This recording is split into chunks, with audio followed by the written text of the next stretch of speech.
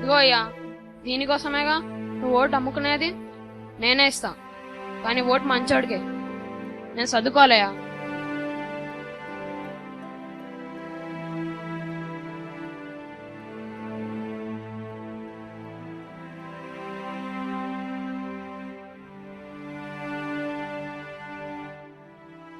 Hello అండి, నేను మీ బలరాం. చాలామంది ఒక 500కి వాళ్ళ ఓటును అమ్మేసుకుంటూ ఉంటారు. ఈ 500ని 5 ఏళ్ళుగా డివైడ్ చేస్తే ఏడాదికి 100 రూపాయలు, అంటే రోజుకి కేవలం 70 పైసలు.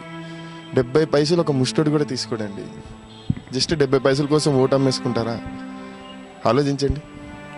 కరెక్ట్ వాడిని ఎన్నుకొని కరెక్ట్ లీడర్ని ఎన్నుకుంటే 5 ఏళ్ళు సుఖంగా హ్యాపీగా బతకొచ్చు.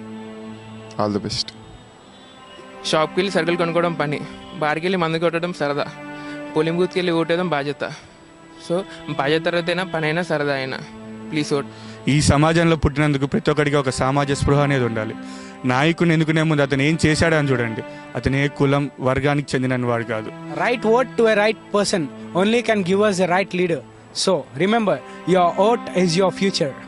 Our task now is not to fix the blame for the past, but to choose the right leader for the nation. Don't booze and choose, or else you'll lose. Wake up, and wake up.